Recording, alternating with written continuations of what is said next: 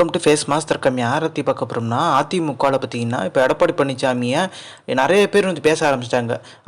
ஆறு பேர் முன்னாள் அமைச்சர் போய் பேச்சுவார்த்தை நடத்தாங்க. இரண்டாம் கட்ட பேச்சுவார்த்தை நடத்தினதாக பார்த்தீங்கன்னா ஓபிஎஸ் மகன் ஜெயபிரதி பார்த்தீங்கன்னா சமூக வலைதளங்களில் சொல்லியிருக்காரு.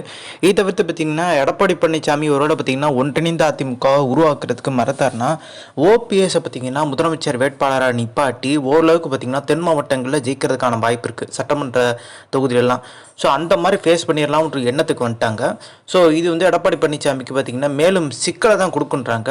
ஸோ இப்போ எடப்பாடி பழனிசாமி ஓபிஎஸ் சசிகலா டிடி தனக்கு உட்காந்து பேசினாலே இந்த பிரச்சனை முடிஞ்சிருன்ற ஒரு சூழ்நிலை உருவாயிருக்கு.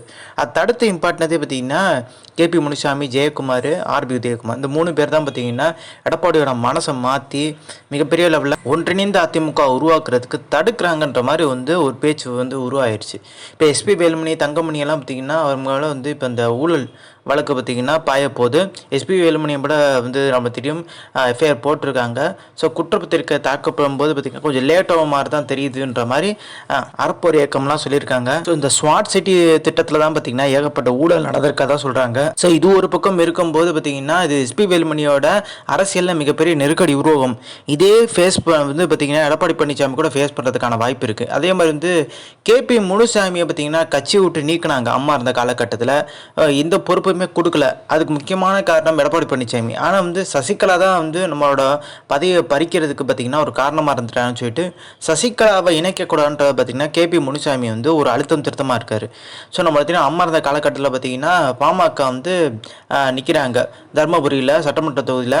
ஸோ அப்போ அன்புமணி ராமதாஸ் நிற்கிறாரு, அதிமுக நிற்கிறாங்க. அதிமுகவில் பார்த்திங்கன்னா தர்மபுரி அந்த பக்கம் வந்து கேபி முனுசாமி அமைச்சராக இருக்கார், மாவட்ட செயலாளர் இருக்கார். அதிமுக சார்பில் பொறுப்பாளராக தேர்தல் பொறுப்பாளராக வந்து யாரை போடுறாங்கன்னா எடப்பாடி பழனிசாமி போடுறாங்க. அப்படி போடும்போது பார்த்திங்கன்னா அன்புமணி ஜெயிச்சிடுறாரு, பாமக ஜெயிச்சது, அதிமுக தோல்வி அடைஞ்சது. இதுக்கு முக்கியமான காரணம் வந்து என்னன்றது நம்மளுக்கு தெரிஞ்சிருக்கும்.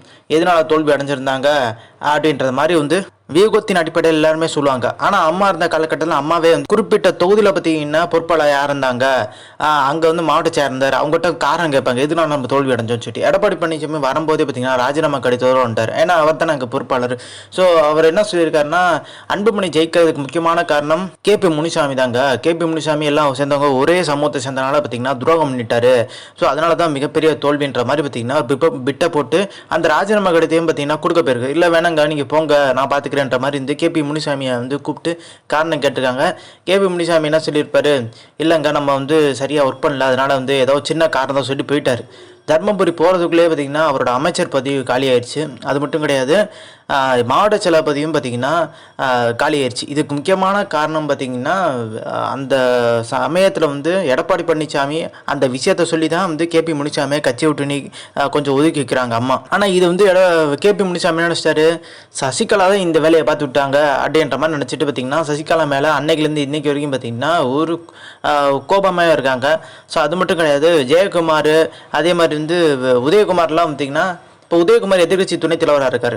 அந்த பதவியை தக்க வச்சுக்கணும்னா இவங்களை அதாவது சசிகலா ஓபிஎஸ் இணைச்சிக்கிட்டா கண்டிப்பாக தக்க வச்சுக்கிறதுக்கான வாய்ப்பே இல்லை. ஜெயக்குமாரும் அப்படி தான் சசிகலாவை பற்றி கடுமையாக விமர்சித்து பேசிட்டார். திடீர்னு பார்த்தீங்கன்னா சசிகலா உள்ளே கொண்டு வரணும்னா நம்மளை காலி பண்ணிடணுன்ற பயம். சிவி சண்முகம் கடுமையாக விமர்சித்து பேசினா இப்போ சசிகலா ஓபிஎஸை கொண்டு வரணுன்ற மாதிரி எண்ணத்துக்கே வந்துட்டார். அதே மாதிரி ஓபிஎஸை பார்த்தீங்கன்னா முன்னிறுத்தி இப்போ பாஜக வந்து ஒரு திட்டம் போட்டிருக்காங்க. முதலமைச்சர் வேட்பாளர் ஓபிஎஸ் அறிவிச்சிட்டு, ஏன்னா அவர் ஏற்கனவே 2 டைம் முதலமைச்சராக இருந்திருக்காரு. ஸோ எடப்பாடி பழனிசாமிக்கு மிகப்பெரிய டஃப் தென் மாவட்டங்களில் கொடுக்கறதுக்கான வாய்ப்பு இருக்குது. தென் மாவட்டங்களில் இருக்க முன்னாள் அமைச்சர்லாம் பார்த்திங்கன்னா ஒரு கலக்கத்தில் இருக்காங்க. ஸோ 2025 பிப்ரவரிக்குள்ளே முடிஞ்சிடும்னு சொல்லிட்டு இப்போ ஒரு சில தரப்பு வந்து கேரண்டியாக சொல்கிறாங்க. ஸோ ஒன்றிணைந்த அதிமுக உருவாகிரும்னு சொல்லிட்டு. ஸோ இதன் பின்னணியில் பார்த்திங்கன்னா மிகப்பெரிய ஒரு பேச்சுவார்த்தை. எடப்பாடி பழனிசாமி கூட இறங்கி வந்துட்டார் ஓபிஎஸ் சசிகலா இணைக்கிறேன்னு சொல்லிட்டு. ஆனால் கேபி முனுசாமி இவங்க யார் உதயகுமார் இவங்க தான் பார்த்திங்கன்னா எடப்பாடி பழனிசாமி ஏற்றி விட்டு உங்களுக்கு ஆல்ரெடி செல்வாக்கு இருக்குன்னு வெளியே போகும்போதெல்லாம் எடப்பாடி பழனிசாமி தான் திருப்பி ஆட்சி வரணும்னு சொல்கிறாங்க. எடப்பாடி பழனிசாமின்ற நபருக்கு தனி செல்வாக்கு இருக்குது அப்படின்ற மாதிரி வந்து அவர் மேலே வந்து ஒரு அவர் ஏற்றி விட்டு வந்து அவர் பாலுங்குழி தள்ளுறதுக்கு வந்து முயற்சி பண்ணிட்டு வர்றாங்க இந்த 3 பேர், ஜெயக்குமார், உதயகுமார், கேபி முனுசாமி. அதன் விளைவு என்னென்னா எம்பி எலெக்ஷனில் தெரிஞ்சிருக்கும் ஓரளவுக்கு பார்த்திங்கன்னா நம்மளோட செல்வாக்கு என்னன்னு சொல்லிட்டு. மிகப்பெரிய லெவலில் தோல்வி. இது வரைக்கும் அதிமுக இந்த மாதிரி தோல்வி அடைஞ்சதில்லை. 7 இடங்களில் டெபாசிட் போச்சு, 5 இடங்களில் தென் மாவட்டம் அப்படின்றத புரிஞ்சுருக்கணும். எடப்பாடி பழனிசாமி அதெல்லாம் புரிஞ்சுக்கவே இல்லை. மாறா பார்த்திங்கன்னா சட்டமன்ற தொகுதியில் நாங்கள் ஜெயிச்சிரோன்ற மாதிரி வந்து ஒரு கணக்கு போட்டுருக்காரு. சட்டமன்ற தொகுதியில் நெருங்கும் போது பார்த்திங்கன்னா இப்போ காங்கிரஸ் வந்து இப்போ கூட்டணிக்குள்ளே வந்தாலுமே விசிகா வரும். விசிகா வந்தாலுமே பெரிய லெவலில் வந்து திமுக பலமாக இருக்குது. எதனால் பலமாக இருக்குதுன்னு சொல்லிட்டு பார்க்கணும். ஸோ காங்கிரஸ் வந்தால் பார்த்திங்கன்னா சிறுபான்மை ஓட்டு கிடைக்கும். ஆனால் வந்து குறிப்பிட்டு நம்ம சொன்னோம் திமுக வந்து அரசுர பலத்தில் இருக்குது. ஏன்னா வந்து திமுகவில் சீனியர்கள் அதிகம். ஸோ சீனியர்கள் பேர் சொல்லிட்டு வந்து நீளமாகவே இருக்குது. துரைமுருகன், ஏவா வேலு, அதே மாதிரி பார்த்திங்கன்னா ஐ பெரியசாமி, ஸோ கே.என். நேரு அப்படின்னு சொல்லிட்டு ஒரு நீண்ட பட்டியல் இருக்குது. ஆனால் அதிமுகவில் அப்படி கிடையாது. அவங்கெல்லாம் இறங்கி செலவு பண்ணக்கூடிய நபர்கள், அது சீனியர்கள் எல்லாருமே செலவு பண்ணுவாங்க. திமுக பொறுத்த வரைக்கும் அதிமுகவில் பார்த்திங்கன்னா ஒரு குறிப்பிட்ட நபர்கள் மட்டும்தான் செலவு பண்ணுவாங்க. இப்போ குறிப்பிட்ட SP Velumani, Thangamani, Vijayabaskar, MR Vijayabaskar, Anbazhagan, so குறிப்பிட்ட இப்போ கம்மியான எண்ணிக்கையில் தான் பார்த்திங்கன்னா செலவு பண்ணக்கூடிய நபர்கள் தங்களை வந்து ஜெயிக்க வைக்கிறதுக்கு தான் பார்ப்பாங்க. மித்தவங்களை ஜெயிக்க வைக்க துளி கூட பார்த்திங்கன்னா உதவி செய்ய மாட்டாங்க. இப்போ அதிமுகவில் இருக்க முன்னாள் அமைச்சர் ஜெயலலிதா இருந்த காலகட்டம் வேறு, இப்போ இருக்க காலகட்டம் வேறு. அப்படின்னு இருக்கும்போது வந்து எடப்பாடி பழனிசாமி எடுக்கிற ஒரு சில டிசிஷன் வந்து அது வந்து ஜெயிக்கிறதுக்கான வாய்ப்பே இல்லை. இனி அதிமுக ஆட்சிக்கு வர்றதுக்கான வாய்ப்பே இல்லை. ஒன்றிணைந்த அதிமுக உருவாக்கினே எதிர்கட்சியாக ஸ்ட்ராங்காக வர்றதுக்கான வாய்ப்பு தான் இருக்குது. அதுலேயும் ஏகப்பட்ட மோதல் உள்ள எல்லாமே இருக்காது. சசிகலா, ஓபிஎஸ், டிடி தினகரன், எடப்பாடி 4 பேரை உட்காந்து பேசி யார் தலைமைன்னு சொல்லிட்டு ஒரு ரொட்டேஷன் அடிப்படையில் ஒரு வருஷத்துக்கு இப்போ தலைமையாக இருக்கட்டும்ன்ற மாதிரி போட்டால் கட்சி வந்து பார்த்திங்கன்னா கொஞ்சம் தப்பிக்கிறதுக்கான வாய்ப்பு இருக்குன்ற மாதிரி சொல்லிட்டாங்க. இல்லைனா பொதுவான நபர்கள் தனபாலை குறிப்பிட்டு பார்த்திங்கன்னா போட்டிங்கன்னா மிகப்பெரிய லெவலில் கட்சி வளர்ன்ற மாதிரி எல்லாருமே நினைக்கிறாங்க. இது 4 பேர் வேணாம், புது நபரை போட்டுடலாம்னு சொல்லிட்டு. அப்படி புது நபரை போடுறதுனால பார்த்திங்கன்னா எல்லாருமே வேகமாக வேலை செய்வாங்க. ஸோ ஆனால் சசிகலா உள்ள கட்சிக்குள்ளே வந்தாலே சசிகலா கண்ட்ரோலில் கட்சி போயிடும்ன்றாங்க எல்லாருமே சொல்கிற விஷயம். சசிகலா கையில் தான் கட்சி போக்கும். ஓபிஎஸும் அதை சம்மதம் தெரிவிச்சிருவார். டிடி தினகரன் நம்மளுக்கு தெரியும், அந்த கட்சியை வந்து பார்த்திங்கன்னா அவர் கட்சி தனியாக தான் நடத்திட்டு இருக்காரு. அவர் அது வந்து பார்த்திங்கன்னா அதிமுக இணைக்க வாய்ப்பே இல்லை. அவருக்கு பார்த்திங்கன்னா ஒரு ஹோல்டு வேணும்னு சொல்கிறக்காண்டி வந்து மித்தவங்ககிட்ட வந்து செல்வாக்காக இருக்கணும், எப்பயுமே செல்வாக்காகவே பார்த்திங்கன்னா பயணிக்கணும்னு சொல்கிறக்காண்டி அந்த கட்சியை வந்து கலைக்க வாய்ப்பே இல்லைன்றாங்க. அதிகபட்சம் டெல்லி சொன்னால் கூட்டணி வைப்பார், கலைக்கிறதுக்கான வாய்ப்பே இல்லை. திருப்பி அதிமுக பார்த்திங்கன்னா நம்மளுக்கு எதிராக வந்து செயல்பட ஆரம்பிச்சுன்னா அதிமுக லாக் பண்ணோம்னா இது இந்த கட்சி அமமுகன்ற கட்சி தான் நம்மளுக்கு வந்து கை கொடுக்குன்ற மாதிரி அவரும் யோசிக்கிறாரு.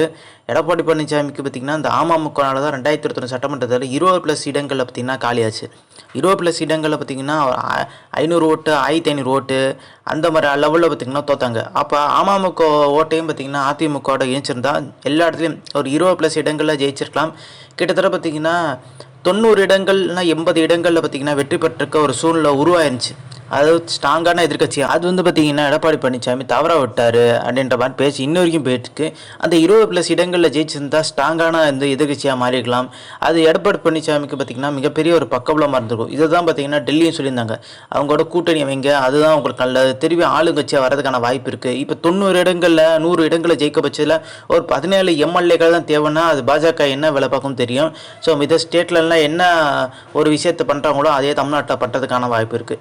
அதே மாதிரி கூட்டணி கட்சிகளுக்கு பார்த்திங்கன்னா ஆட்சியில் பங்குன்றது பார்த்திங்கன்னா வேறு ஸ்டேட்டுக்கு பொருந்தும், தமிழ்நாட்டுக்கு பொருந்தும் சொல்லிட்டு அதிமுக, திமுக ரெண்டு கட்சியுமே சொல்கிறாங்க. ஸோ இந்த இன்ஃபர்மேஷன் பிடிச்சா like, share, subscribe. Thanks for வாட்சிங்.